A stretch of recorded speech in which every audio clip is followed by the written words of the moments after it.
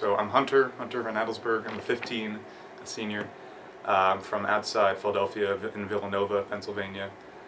My affiliation with the club was that I've been kind of a long-time member since freshman year and my own freshman trips. I'm a leader in Cabin and Trail, which is the hiking and camping club in the outing club, and I was also president of the outing club for fall and winter of this year. And what trip did you go on when you were a freshman? I went on, I think it was I-225, I'm not remembering correctly, and it was climbing. Climbing. And yeah, it was a fun time. I've only led one freshman trip. That was my incoming junior year.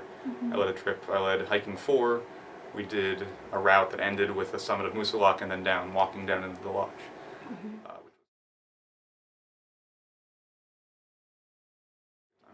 And did you pull any pranks while you were a trip leader? We did 2 attempted pranks. One was the Medkit prank, which involved buying a loose pie, getting H crew, the Hanover crew, to tape it up with a big red X and duct tape to make it look like a med kit. You wrote emergency medical supplies, fragile, handle with care on it. We bequested it to one trippy and told him it was really important. There were chemicals that if you shook it too much, they would activate the cold packs, and he had to be really careful and keep it stable the whole way up in case we needed it. And then on the summit of one mountain, I pretended to trip and fall and sprain my ankle, and I was like, I need the emergency medical supplies. Someone grabbed a knife and ripped open the box, and it was a pie. And I was fine, and we had a pie on top of our first little summit. So that's one that's, we didn't come up with that. That's one that many people do, but that was a fun one.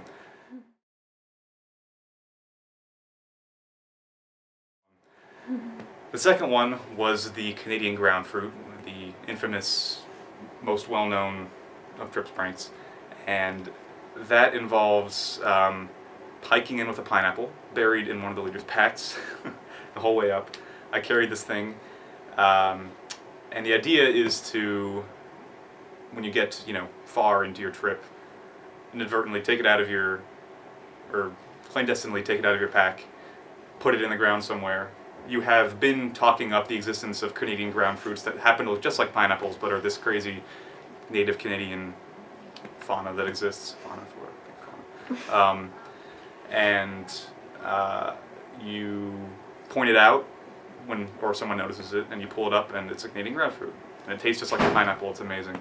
Unfortunately, what happened was that mine got squished in my pack, which actually, that actually helped in that it looked a little bit different from a pineapple. Kind of squished, and oh, okay, it's a little exotic. That must be, must be a groundfruit then. And we did pull it.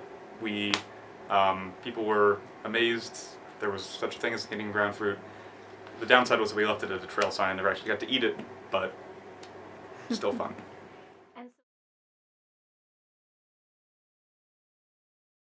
And so these are well-known pranks. How did you learn about them in order to pull them? That's an awesome question. I don't really remember. I think they were talked up. They weren't really pulled on me on my freshman trip, but they were talked up throughout, and at the end, at the lodge, when the whole section meets up, when my whole section met up, I think I heard about it happening to other trips. Other leaders had pulled this. It's just transmitted, I don't know, via word of mouth from Dartmouth student to Dartmouth student